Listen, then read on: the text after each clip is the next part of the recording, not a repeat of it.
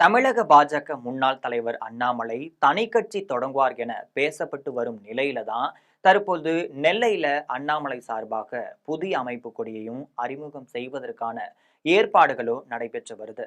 தமிழக அரசியல்ல புதிய பரபரப்பை ஏற்படுத்தி இருக்கும் இந்த விவகாரம் குறித்து ஜெம் தொலைக்காட்சி வழங்கும் சிறப்பு செய்தியை பார்க்கலாம்.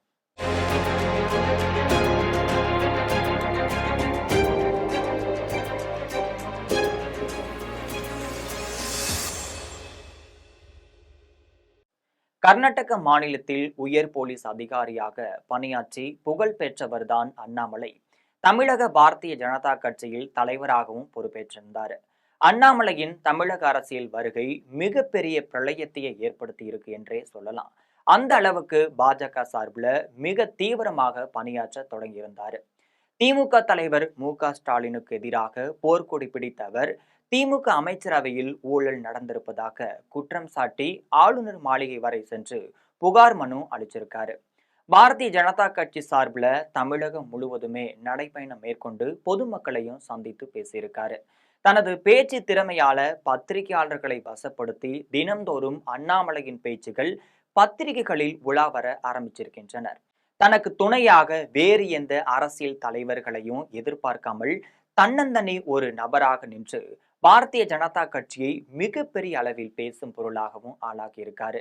இடைப்பட்ட சமயத்துல தான் முன்னாள் முதலமைச்சர் ஜெயலலிதா குறித்து அவர் பேசிய பேச்சு சர்ச்சையை கிளப்பியதோடு மட்டுமல்லாமல் அதிமுக பாரதிய ஜனதா கட்சி கூட்டணியும் முடிவடைந்திருக்கு. இருந்த போதிலும் பாரதிய ஜனதா கட்சி தலைவராக இருக்கக்கூடிய அண்ணாமலை தீவிர பணிகளையும் தொடர்ந்து செய்துகிட்டே வராரு. இந்த நிலையில அதிமுகவுடன் பாரதிய ஜனதா கட்சி கூட்டணி சேரும் முடிவை டெல்லி மேலிடம் எடுத்த சமயத்துல தான் தமிழக பாஜக தலைவராக நெல்லையைச் சேர்ந்த நயினார் நாகேந்திரன் நியமிக்கப்பட்டாரு. இதனைத் தொடர்ந்து அண்ணாமலைக்கு டெல்லி மேலிடத்திலிருந்து மிகப்பெரிய பதவி தரப்படும் என்று பேச்சானது எழுந்திருந்துச்சு. அப்பொழுது அந்த காலகட்டத்துல அண்ணாமலைக்கு எந்த ஒரு பதவியும் வாய்ப்புகளும் வழங்கப்படவில்லை என்றும் சொல்லப்படுது. இதே போல பாரதிய ஜனதா கட்சியின் இணைந்த சரத்குமார், விளவங்கோடு, விஜயதாரணி ஆகியோருக்கும் பதவிகள் எதுவும் வழங்கப்படவில்லை. இந்த நிலையில தான் நயினார் நாகேந்திரனுக்கும் அண்ணாமலைக்கும் இடையே திரைமறைவுல அவ்வப்போது மோதல்களானது நடைபெற்று வருது. தமிழக பாஜக தொடர்பாக நயினார் நாகேந்திரன் டெல்லி மேலிடத்தை தொடர்பு கொண்டு பேசி வந்தாரு. அவ்வப்போது டெல்லிக்கும் சென்று வந்தாரு. ஆனால் அண்ணாமலை சார்பாக செய்யப்படும் சிபாரிசுகளை டெல்லி மேலிடம் புறக்கணித்து வந்திருக்கு. அண்ணாமலையும் டெல்லி செல்வதையும் தவிர்த்து வந்திருக்காரு. குறிப்பாக சொல்ல வேண்டும் என்றால் தமிழக பாஜகவில் சமீபத்தில் மாற்றங்கள் நடைபெற்றிருக்கிறது. புதிதாக நிர்வாகிகள் நியமிக்கப்பட்டிருக்காங்க. இதுல நயினார் நாகேந்திரன் சிபாரிசுகள் மட்டுமே ஏற்றுக்கொள்ளப்பட்டிருக்கின்றனர். அண்ணாமலை அவர்கள் அனுப்பிய சிபாரிசு பட்டியல் ஏற்றுக்கொள்ளப்படவில்லை என்று சொல்லப்படுது. இந்த நிலையில அரசியலை விட்டு ஒதுங்கி விடலாமா என அண்ணாமலை யோசனை செய்தும் வந்திருக்காரு. இருந்த போதிலும் பாரதிய ஜனதா கட்சியில தொடர்ந்து நீடிப்பது என இறுதி முடிவும் எடுத்திருக்காரு.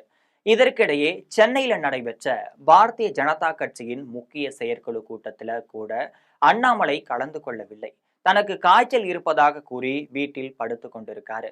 இதன் பின்னர் பாரதிய ஜனதா கட்சியின் முக்கிய தலைவர் அவரது வீட்டிற்கே சென்று சமாதானப்படுத்தி மதியத்திற்கு பிறகு அழைத்து வந்தார் என்பது குறிப்பிடத்தக்கது. டெல்லி பாஜக மேலிடத்தை பொறுத்த வரையில அதிமுகவுடன் கூட்டணி என்ற முடிவு எடுத்திருப்பதால அண்ணாமலை இதற்கு இடையூறாக இருக்கக்கூடாது என்று கருதி அவரை ஒதுக்கி வைப்பதாக தெரிய வந்திருக்கு. முன்னதாக அண்ணாமலை லண்டனில் அரசியல் படிப்பு படிப்பதற்காக சென்றிருந்த பின்னணியில கூட அரசியல் இருப்பதாக பேசப்படுது. அவரை ஓரம் கட்டுவதற்காக தான் டெல்லி பாஜக மேலிடம் அண்ணாமலையை லண்டனுக்கு அனுப்பியதாக சொல்லப்படுது.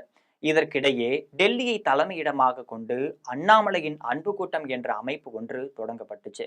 கேரளாவைச் சேர்ந்த ஜல்ஜல் என்பவர் இந்த அமைப்பை வழிநடத்தி செல்கிறாரு.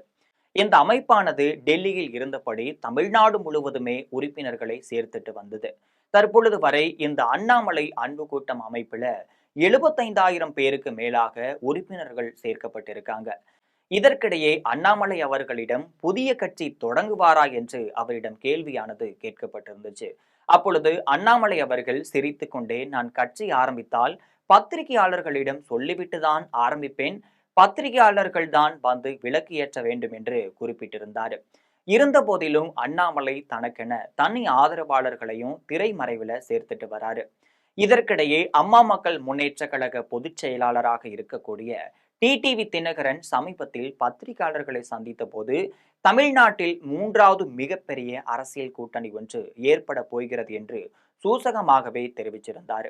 வரக்கூடிய சட்டமன்ற தேர்தல்ல நடிகர் விஜய் தலைமையிலான தமிழக வெற்றி கழகத்துடன் அம்மா மக்கள் முன்னேற்ற கழகம் இணைவதுடன் அண்ணாமலை புதிதாக தொடங்கும் கட்சியும் இணையலாம் என்பதுதான் டிடிவி தினகரனின் பேச்சாக அமைந்திருக்கிறது என பேசப்பட்டு வந்துச்சு.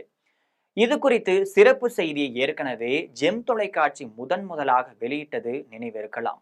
தற்பொழுது அண்ணாமலை பெயர்ல திருநெல்வேலியில புதிய அமைப்பு தொடங்கப்பட இருக்கிறது.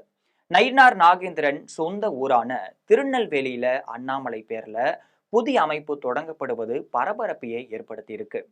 தமிழக பாஜக ஆன்மீக பிரிவு முன்னாள் நிர்வாகியான நெல்லை வேல்கண்ணன் என்பவர் இந்த அமைப்பை தொடங்கியிருக்காரு. விரைவிலேயே அண்ணாமலை நற்பணி இயக்கத்தின் தலைமை அலுவலகம் திருநெல்வேலியில் திறக்கப்பட இருக்கு. அன்றைய தினம் கொடியும் அறிமுகம் செஞ்சு வைக்க இருக்காங்க. இந்த அமைப்பை தமிழ்நாடு முழுவதுமே விரிவுபடுத்துவதற்கான ஏற்பாடுகளும் நடைபெற்று வருது. இதுல முக்கிய விசேஷம் என்னவென்றால் பாத்தீங்கன்னா, அண்ணாமலை நற்பணி இயக்கத்தின் அமைப்பு பெயரும் கட்சியும் கொடியும் ஏற்கனவே பதிவு செய்யப்பட்டு விட்டது என்பது குறிப்பிடத்தக்க செய்தியாக பார்க்கப்படுது. இதன் திறப்பு விழாவிற்கு அண்ணாமலை மட்டுமல்லாமல் நயினார் நாகேந்திரனையும் அழைப்பதற்கான ஏற்பாடுகளும் தீவிர முயற்சியில நடைபெற்று வருது. இது தொடர்பாக டெல்லியில இயங்கி வரக்கூடிய அண்ணாமலையின் அன்பு கூட்ட களப்பணியாளர்கள் ஜல்ஜல்லிடம் ஜெம் தொலைக்காட்சி சார்பில் பேசிய போது, நெல்லையில தொடங்க இருக்கக்கூடிய அமைப்பு பற்றி எங்களுக்கு தகவல் இல்லை.